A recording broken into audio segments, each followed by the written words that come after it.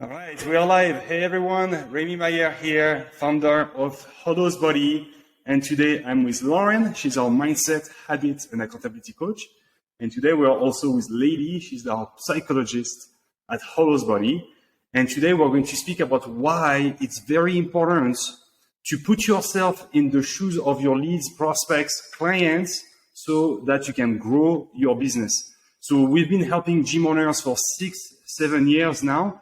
And what we found over time is that the ones really crushing it with their businesses are the ones that have that empathy and that compassion. And so then not everybody has that skill. So we transfer that skill to the other ones that would not have it naturally. And so here we're going to share some of the strategies that we teach to our clients. Lauren, what can you tell us about this? Yeah, it's been interesting to see, really, because people misunderstand what that really means to be empathetic and to be compassionate. And so they have this feeling that means, that they just have to let that person unload everything on them, or they, feel like they have to listen to endless stories and things like that, or listens to everyone's complaints and all of that. And that's absolutely not the case. So I think there needs to be a lot of clarity around what that actually means to be empathetic, and then usable tools to be empathetic, to be actively empathetic. It is something that you can create and change. And that's one of the biggest feedbacks I hear as well, is like, I don't care. I don't care about what their stuff is. It's like, well, technically you don't have to care, but you can still have the skills, right, to create that space to really move things forward. And then you do end up caring, because what you're not caring for is being unloaded on and dumped on, right? Mm-hmm. That's what they're actually saying when they say they don't care, Yeah, because they don't have the skills in order to hold space for them, and they just don't know what to say, and so they just want to avoid it, right? Is that right? And they hate it, and so they hate that feeling of being unloaded on, and so they're like, I don't care. I don't care what their story is. I don't want to. But what they're really saying is, that's so much to unload on me. Like I can't carry all of that, right? So it's really, I can't carry, not I don't care, Right. So that what they really need and what they're really saying is that I don't have the skills and the tools to create the empathy and the space that they actually need to transform. Right. I truly believe that in order to help gym members, it's not necessarily about, you need to come to the gym every day. You need to wake up at 4 a.m. in the morning or 2:30 a.m. in the morning, and you need to puke after your workout, and you need to do this, and you need to do that in a very masculine way. It's more about having that empathy, that compassion, and realize that people, their day-to-day lives would look like, a stressful day at work, like very stressful. And then they finish work at it's 5 or 6 p.m. And then they maybe have 45 minutes of traffic, and maybe there is traffic jam, and then they finally arrive at home. It's 6:45, 7 p.m. and they had a stressful day. They had the traffic, and they just want to relax. And so then what happens? They are home. Let's say they are single. They are alone at home, and they might now smoke a joint. And then what happens after they smoke the joint? Oftentimes after cannabis, you're hungry. So then they're going to eat all the cookies, they're going to eat the ice cream, and then they're going to feel like shit because they just did that. And so then they're going to want to forget about what they just did. And so now they're going to use maybe alcohol. And here they're going to maybe play video games while drinking beers, and then get wasted on beers. And then now it's 9 p.m. And so now they're going to order Uber Eats. They're going to order Coca-Cola and a big, large pizza. I think I know this person.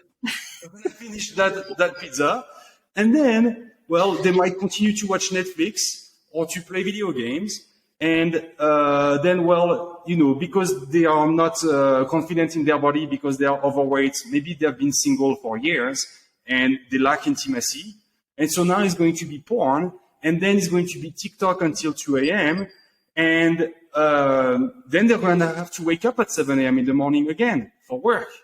And so now it's coffee, maybe it's 2 espressos, 3 espressos. During the afternoon, it might be Monster energy drinks or Red Bulls. And that's how they go through the day.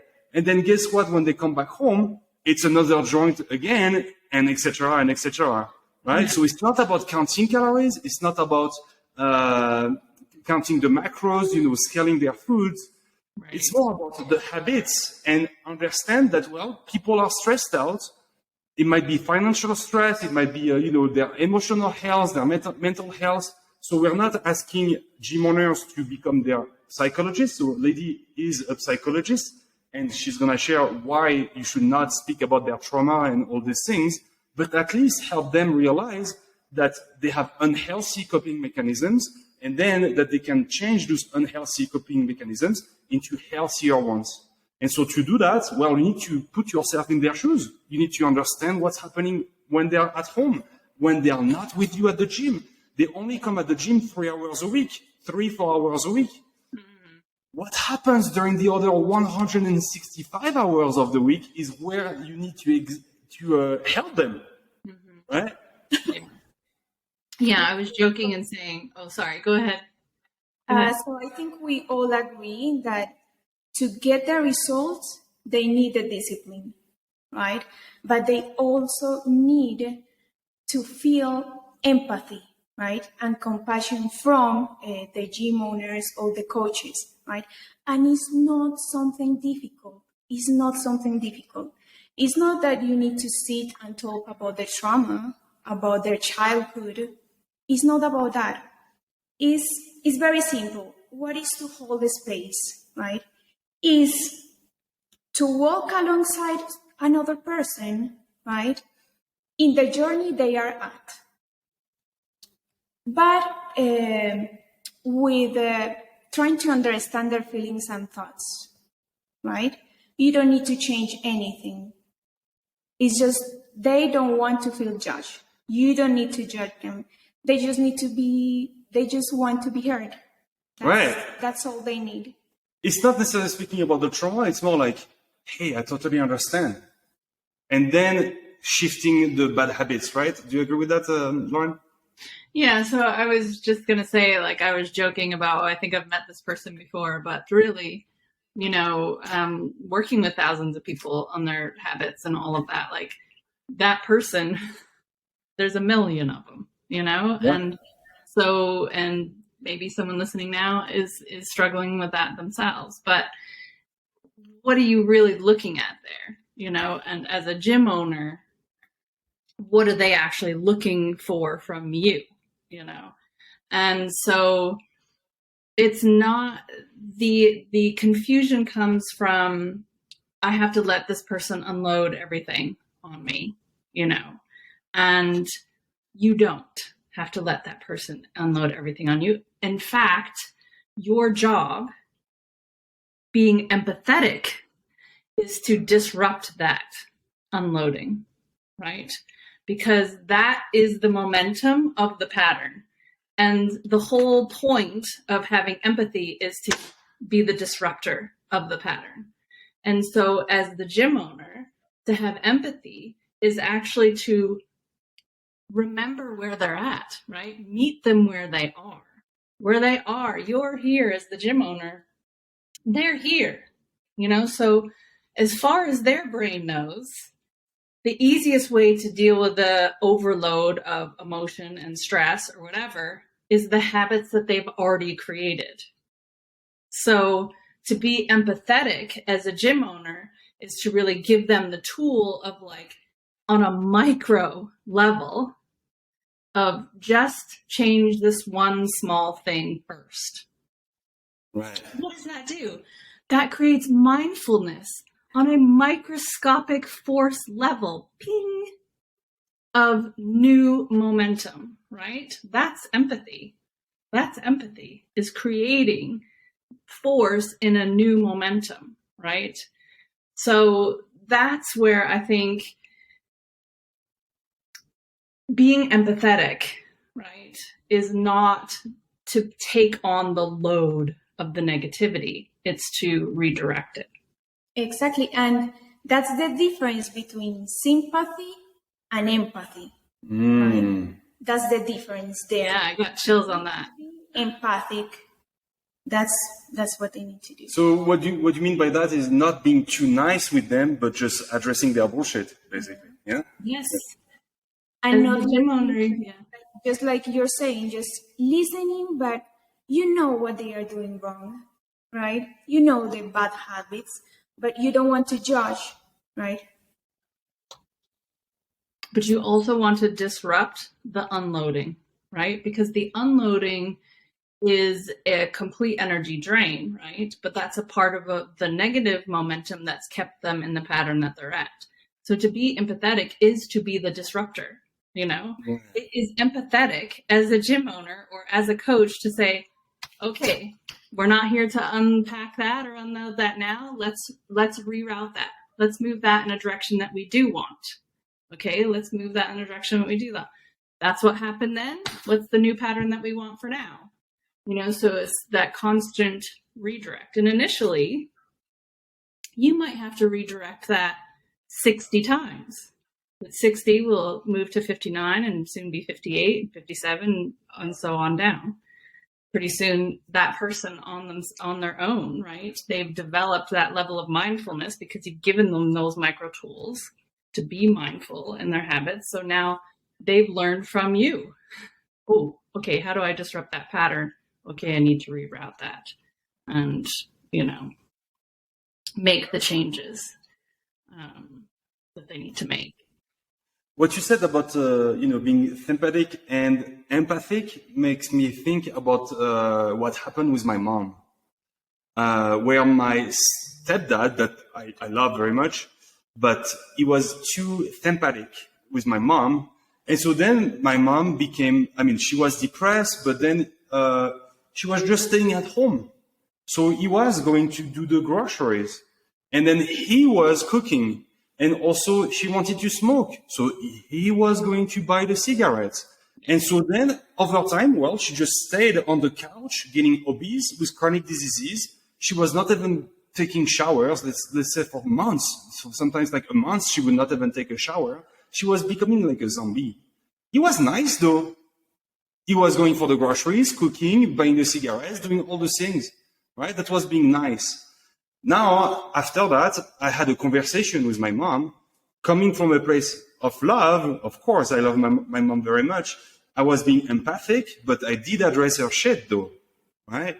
And so I told her the hard truths, the bold truths that she needed to hear. And after that one conversation, it was about 30 minutes. After that one conversation, I did not tell her how to eat, how to work out, how to change her habits. I did not tell her anything, but she got the breakthrough. And after that breakthrough, she lost 90 pounds. 90 pounds she lost just because she got the aha that she needed. Because, well, I was coming from a place of love, but I addressed her shit. And then she completely changed her life forever since then. Yeah. And I think that's a huge example of that sympathy, as Leidy was saying, right? Sympathy can actually lead, or does often lead to enabling, right? And empathy, you need to look at that is meeting people where they are, but being the disruptor, right? There's the difference there. Right. And so it means that if you want to grow your gym, you should not try to look for the people with the right mindset. Because those people is about 8% of the population. Guess what? They're already working out in the gym, or they're going cycling, they're going surfing, kite surfing, jogging, whatever. They're already doing something. If you want to grow your gym, you cannot focus on people with the right mindset. You should actually look for the ones that don't have the right mindset and come with that empathy and that compassion and build programs and membership to especially help the people who need it the most, the ones who are overweight, with chronic diseases and bad habits. Exactly. It's not only about growing the gym, right? But it's about having more impact. So it's going to be even more powerful. Right. So I will say for some gym owners can be difficult to do that to hold the space. And for them, I will say that they need to build that within themselves first. You need to learn how to be how to be self-compassionate, how to have self-understanding. So then you can extend that to them. So if you can do that with your clients, you should ask yourself that. Are you compassionate with yourself, or are you too hard? And so how do we do that exactly? Well, What are practices that we can do to develop this? that's a good question. I will say journaling is very important, and be more aware of your thoughts and your feelings, because maybe you are suppressing feelings, right? Because you are very, you are only focusing on self-improvement, right? So you are you are focusing on the business, for instance. So I will say to be aware of your thoughts and feelings is very, very important. What do you think? Can you second that,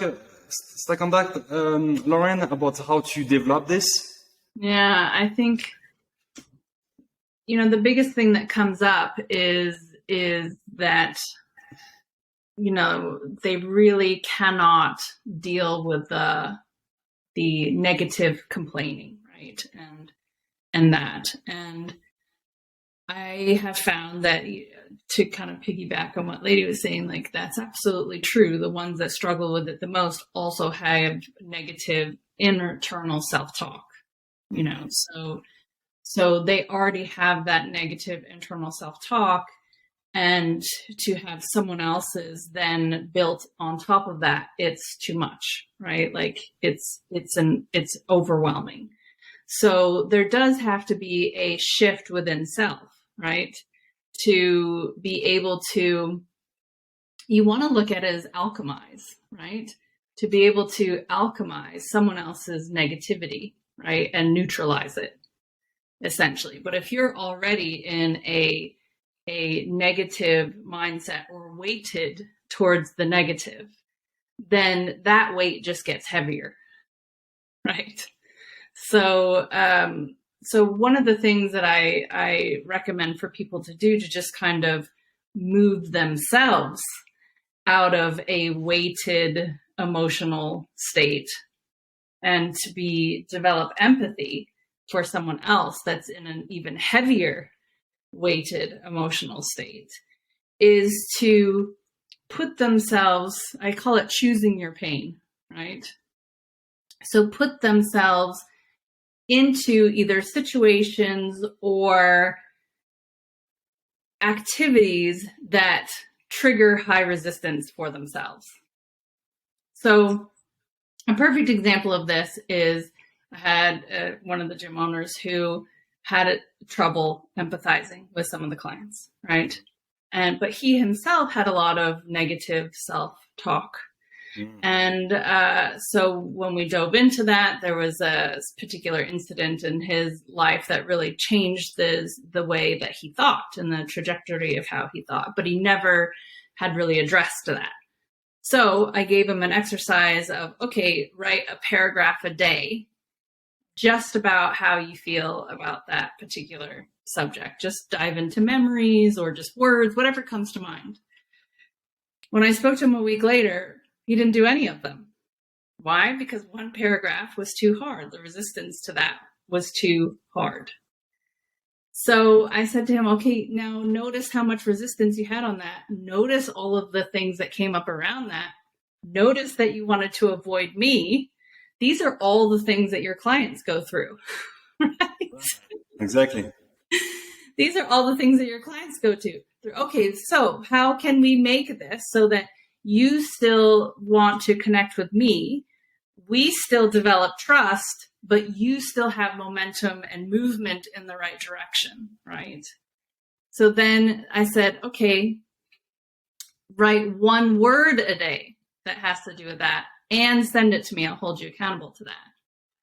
even that itself was difficult, right? Even just the one word was difficult. Now, can you imagine, and this is exactly what I said to him, can you imagine what your clients are going through when you're asking them to not just write one word?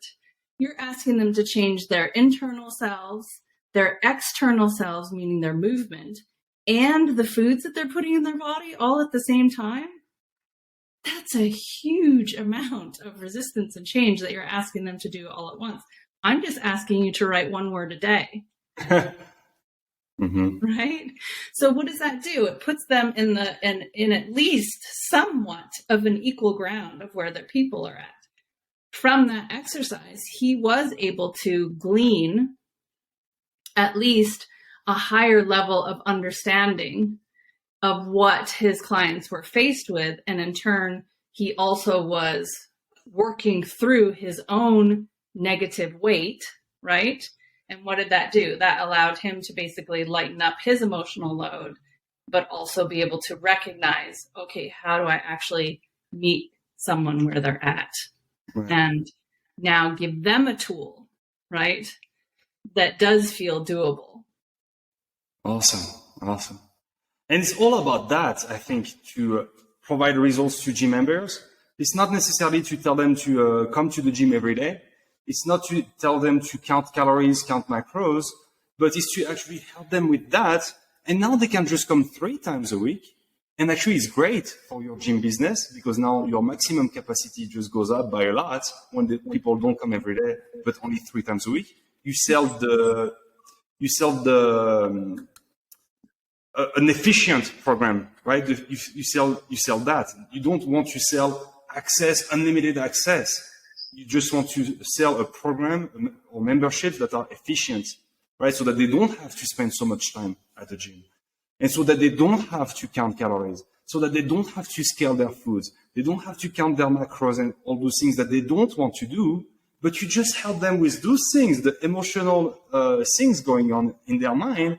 And now you're going to see that they're going to get incredible results just by doing that. And it's not that complicated. You don't have to become their therapist. You don't have to become their psychologist, right? Yeah, and you are not only helping them, but you are improving yourself also. Yeah, exactly. I think another thing to touch on that I wrote down as you were talking, Remi, is helping people give them micro tools, little things to build wins into the day. So one of the things that I start everyone out on, including the groups that I run and everything, the very first thing we talk about is what I call bumper habits. So what is one thing that you can do even on your worst day? You will do X. And it's a super simple thing, but you have to look at what is the big picture here, right? The big picture is to keep momentum moving, even on a microscopic level, to a new direction, right? So that bumper habit keeps the microscopic movement moving towards that direction. So for example, with one of the groups that I'm running now with one of the gyms is drink a glass of water. Just drink 1 glass of water a day. That was someone's bumper habit, 20 minutes of sunshine was someone else's bumper habit. Walking to the end of the driveway and back was someone else's bumper habit, right? So that's not to say that on their best day, they don't go and do their workout and they eat all their healthy foods and they, walk 20 minutes. But the point is that even on their worst day, they're going to make it to the driveway and back. They're going to get that 1 glass of water in. So there's still a win in the day, right? Where you end up being overloaded with people's weighted negative emotions and complaints and wanting to quit and all of that is when you haven't given them something that can be a tool for a micro win in their days, right? And so what ends up getting the momentum is that I've done too many days where I haven't done any of the things. Right. And then it makes it much easier for them to reach their goals because let's say in the morning, you go for a walk outside and you get sunlight on yourself. Then I don't know what it does in terms of the hormones, but it just sets up the circadian rhythm. And so that at night you can fall asleep properly. Yeah. And that's just going outside for 5 or 10 minutes, right? And so then it actually makes things easier and easier and easier. And so they don't have to like have the perfect meal plan with exactly the right calorie deficit, or only 2,000 calories, not 2,100, because otherwise there is no more deficit. Actually, you don't need to do all of that. It can become much simpler for them, but also for you as the coach, as the gym owner, right? They just need to have those habits. And guess what? When people sleep better, then, well, they're going to eat less, right? When people sleep better, they just eat less. And that was just from one simple habit of going outside in the morning. And then you can stack a bunch of habits like that, and then it becomes easier and easier and easier. And that's part of the process to have empathy for them, is to understand that it's a step by step. It's not that they are going to get the result right away, or that they need to be super strong with them in order to get the results. Right. For instance, we have a client, right, that is very masculine with his approach and very, I would say, elite and competitive with the approach. So we are coaching him on that right now. But he shared that he asked his clients to wake up at 2:30 a.m. After the personal training sessions, most of the people would puke. We don't want you to coach your clients like that. We don't want you to coach your clients based on willpower, right? Because waking up at 2:30 a.m. and pushing through it is a very masculine approach, but it's not going to be long term. It's because it relies on willpower. And the thing, though, is that willpower is a finite resource. So sure, it might work for a 6-week challenge, sure. But then after the 6 weeks or after 8 weeks, or, when people, give up with their willpower, it's about 6 weeks, 8 weeks, right? Willpower is just not enough. So sure, if you want to give them a quick win that is not sustainable, do that.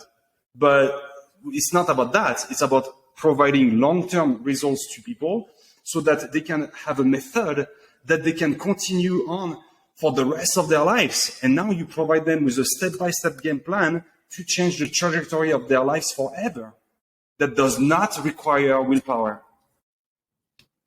Yeah, I think, the biggest thing to remember in all of that is, and, ties into empathy, is that remember what you're doing is you're rewriting a neural pathway, right? So you're rewriting a series of neural pathways. You're rewriting a mindset. So you've got to give them the breadcrumbs, right, to follow the trail. And so if you just tell them, well, the gingerbread house is in the middle of the woods, go. I got there, can't you?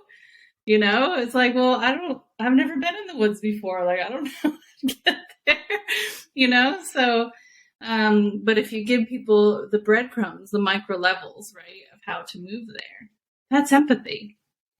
That's, again, it's remembering where they are, where they started. Like, you don't have like a 3-year-old child that falls down. You're like, you dummy, get up. You're so stupid. Like, they're just learning how to walk, right? Like, and that's how you have to look at someone who's, just starting their journey on a physical transformation and a health transformation. Like, they're getting their sea legs. They're still learning how to walk, So you don't sit there and, tell them they're horrible because they're not doing a balance beam, like a gymnast. Yeah, exactly. I think the process to help them to get the results, they need a balance, right?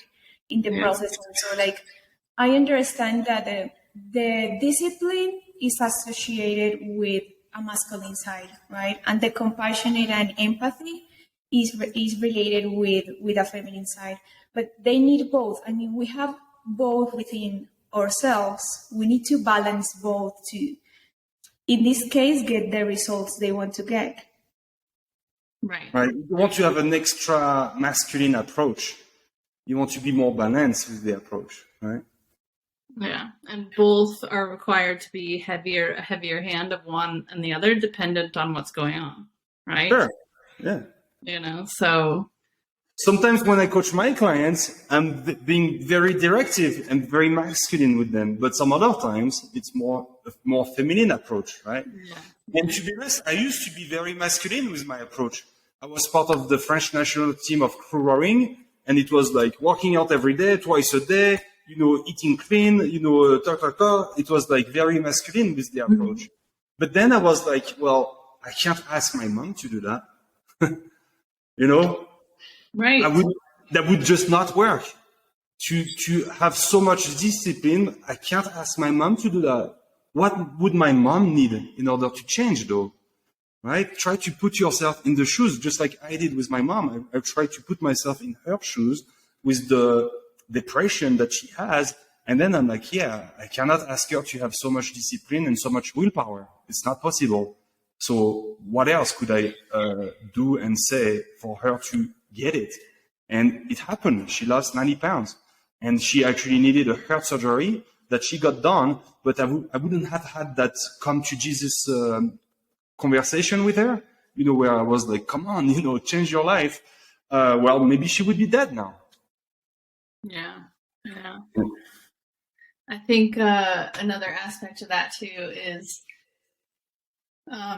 changing a lot of things all at once is really difficult for everyone. In fact, it's not actually possible. So, I've worked with thousands of people on their habits. The only way to change multiple things all at once is to literally completely uproot your life and move to a completely different place. Meaning like you get up and move to a different country, you barely bring any clothes with you, you speak a different language, like that's, I'm talking like that, right? But for most people, that's not realistic, right? Like that's not something that they can do.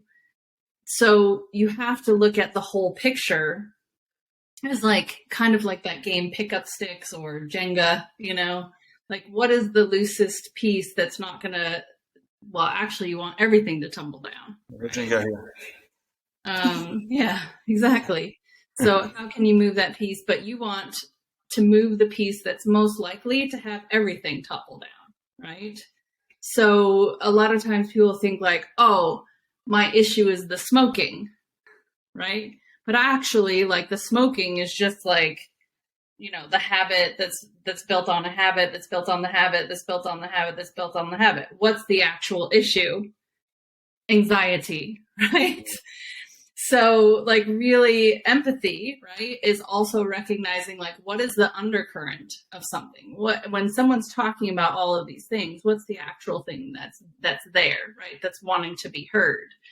And it's like, okay, actually this person is really struggling with anxiety. What's one tool that I can at least get them moving in a microscopic way in the right direction to start releasing some of that, right?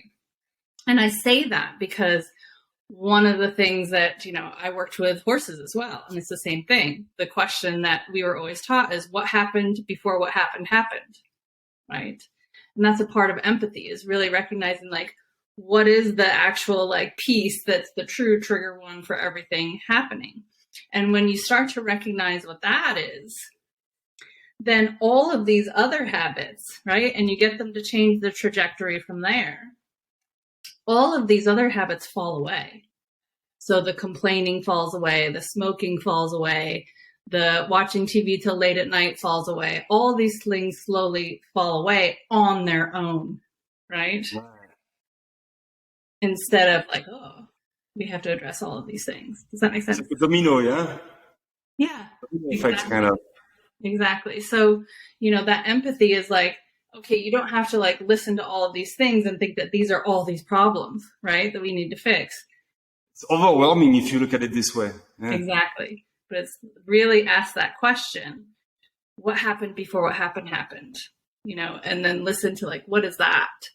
Okay, that's where you have the opportunity to make the biggest amount of change with the smallest amount of force. Does that make sense? Because, for instance, if you have a gym member with anxiety and you are like demanding a lot of things or giving or how can I say You need that? to do this, you need to do that, you need to wake up You- early, you need exactly. to, come on, have a, you know. You are doing the opposite. Right. You are doing Yes, creating more anxiety. exactly. There is the story of this woman. She is 42 right now. When she was a little girl, she wanted to learn how to do cycling. And her dad was like super hard with her. Like, you need to learn. And she was very scared. She fell because she was very scared. And right now, she said that she doesn't even want to learn, right? And she's 42. Because it creates a trauma there. Yeah. Right. Exactly. And that's interesting because people always have that impression. Okay, that person, I need to put more pressure on them. I have to put more pressure on them. It's like those are going to be the ones that are the first ones to quit. Why? Exactly. Their emotional threshold is already to here. The top is here, right? Like you putting more pressure on them just goes, oh, right? It's an overload. Retention at the gym, that's what you should do. If you want a bad retention, now if you want good retention, you should do the opposite of that. So that would be actually not pressuring them and just understanding where they're at, and then do micro steps from there. Yeah, because that type of approach can work, but with professional. I mean, yeah, like it would have worked on me when I was like a competitive, athlete, part of the French national team. You would have told me, come on, let's wake up earlier and let's go, let's go run in the morning before the first workout of the day. So then we do the second workout, and then we do, like a fourth workout that would be like more for flexibility and like, muscular things and mobility. It would be like 4 workouts in a day, actually, when we were working out. In the morning before breakfast, then we would row for 20 kilometers in the morning, row for another 20 kilometers during the afternoon, and then mobility and flexibility work. That was 4. That type of approach would have worked on me at the time because I was a competitive athlete. Now, if you're coaching, Sally Smith and John Doe's that have 90 pounds to lose, and they have pre-diabetes, and they are maybe addicted to something that could be cigarettes, that could be vaping, that could be alcohol or whatever coping mechanisms, that approach won't work. We are also, as an athlete, you've learned how to channel pressure in a positive momentum direction, right? So as you're training people or teaching people that are coming into the gym, that's also a part of the empathy, right? Is you're literally teaching people on level 1. How do you channel pressure in the direction that you want instead of it being expressed in destructive habits, right?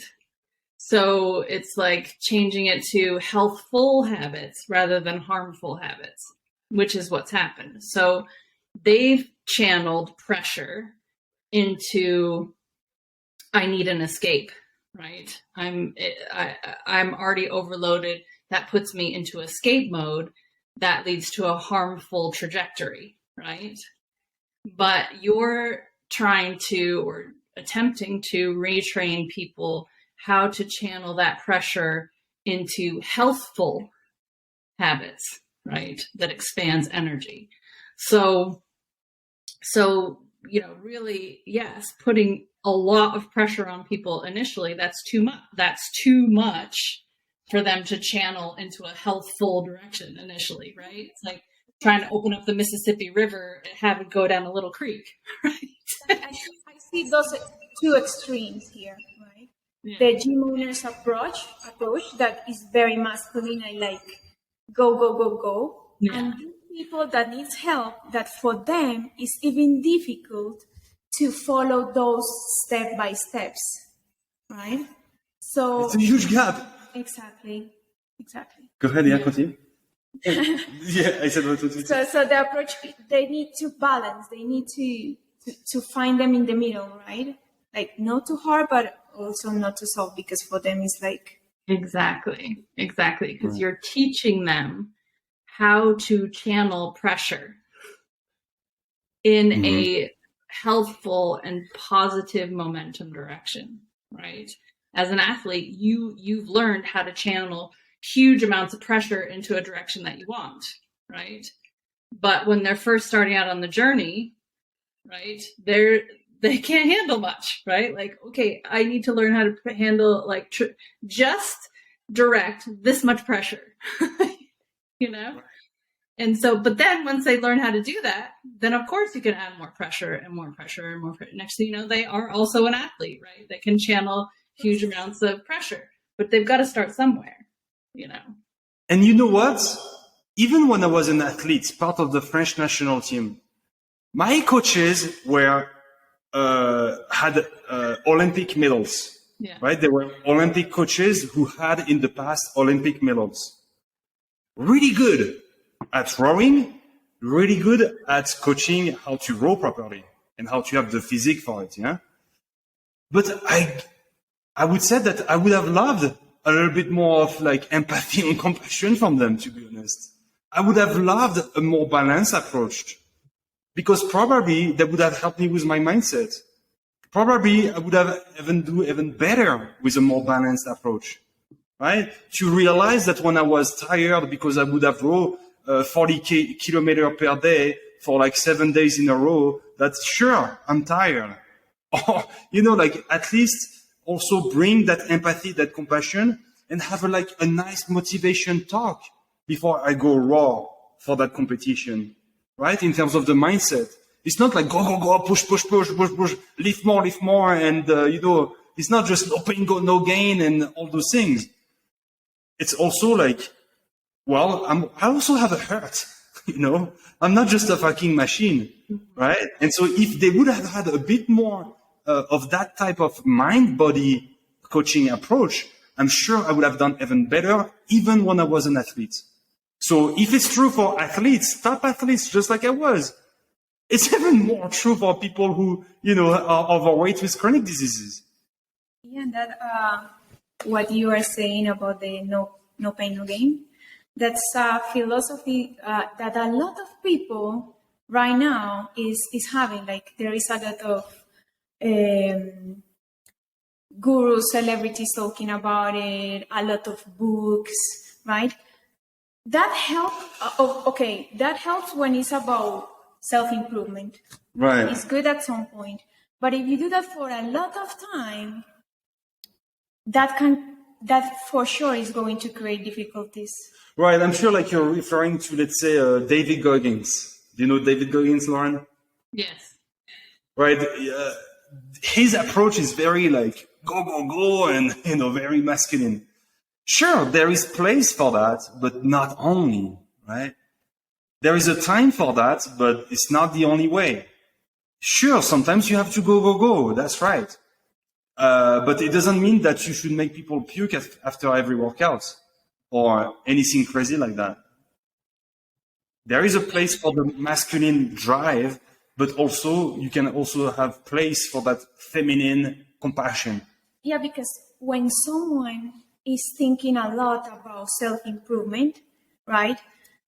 Then with time, that is going to create a deep wound of then they thinking that they need to fix something inside them. And then that is going to affect also self-esteem.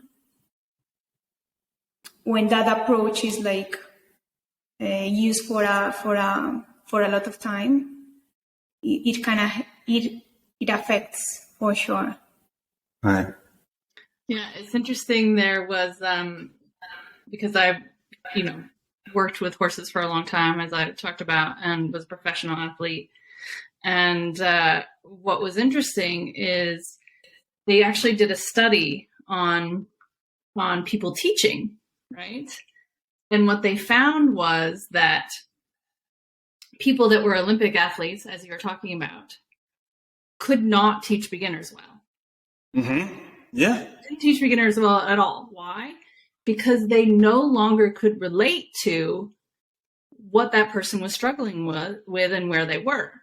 And the only way to mitigate that was to either they have teachers closer to the level that they are, teach them, one, because that person could still empathize with the struggles that person was having, or two, a teacher who had made it to Olympic levels or high levels of riding that also taught through their entire process of learning. So for me, I was one of those people. Like, I had to teach the entire process that I was learning. So I was able to teach someone from the very beginning and be empathetic and remember what that was like, and be able to teach a high level rider that was dealing with complex problems with their horses, right? But most cannot, because they didn't teach through that process, right?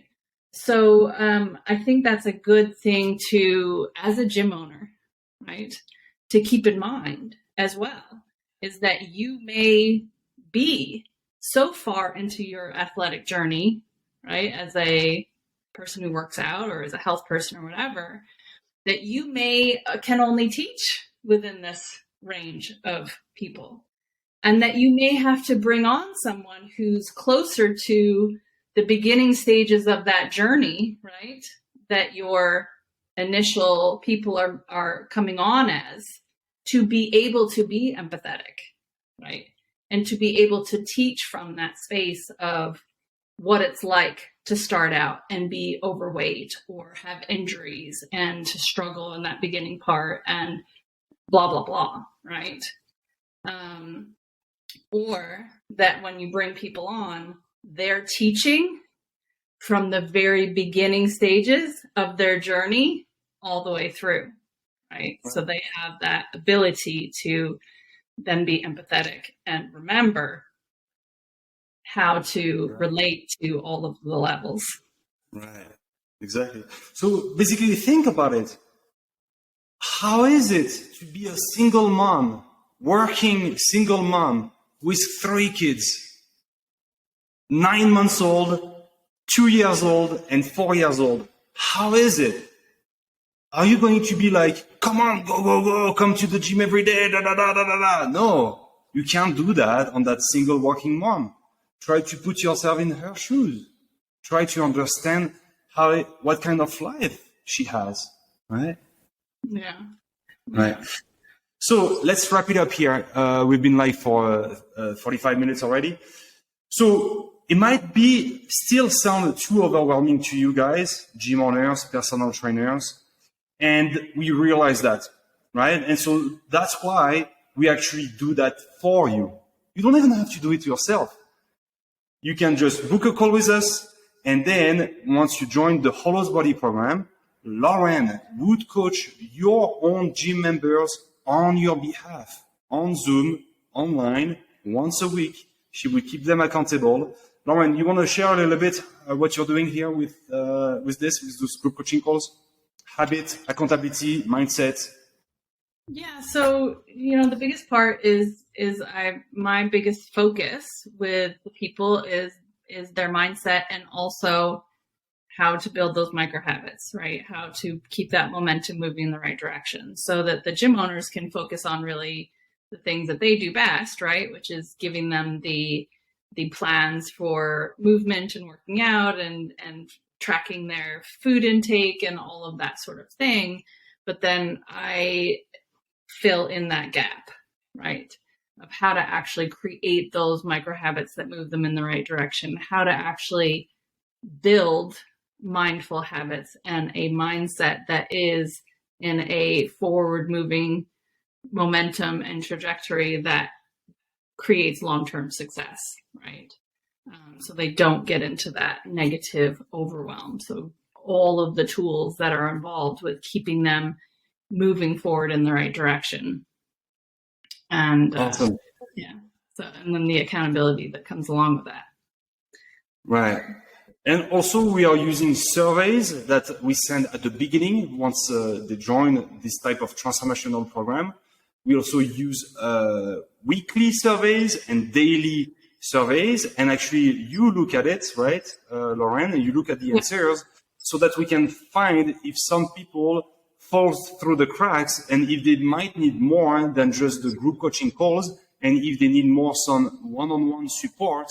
And so if we realize that they might need a mindset shift, a change of perspective with their habits, then you can do one-on-one coaching with them. Now, if we realize that maybe they are binge eating, they are eating emotionally, right? And they are using food as a coping mechanism to heal the pain from their trauma. And it's based from like childhood trauma. Well, then maybe Leidy would be able to help now as a psychologist, certified psychologist. And so that's how we're able to help 80-90% of the gym members through those group coaching calls. And then because we also make them fill out surveys that are now private, it's not in a group, we look at the answers, and then we can provide one-on-one support either with Lauren if it's a mindset shift that they need, or with Leidy if they need more psychological support. Yeah, and in our group calls, I really create the space for people to feel comfortable with being open. So even with the most challenging audience, I can get everyone opening up and talking and things like that. So by giving them a common ground and something to build on with each other, so that they also have, a place where they can be more vulnerable and open and sharing, which also is motivating for them as well. Awesome. Anything else you add? Well, we are giving here everything they need. Yeah. And if you don't want to do that yourself, we will do it for you. Lauren will do that for you. Leidy will do that for you. We developed a system in terms of health coaching, mindset coaching, accountability coaching, habit coaching that is very scalable and that provides amazing results for gym members. So if you're interested to have that mind-body coaching approach that is more holistic, right? That is not too go masculine energy, but more like balance and more holistic and mind and body. Then book a call with us. It's HolosBody.com. So that's HolosBody, HolosBody.com/free-call. Free-call. So that's HolosBody.com/free-call. And then you'll speak with me probably, and we'll see if you could be a fit for the HolosBody program. We don't invite everybody. You have to be the fit for it.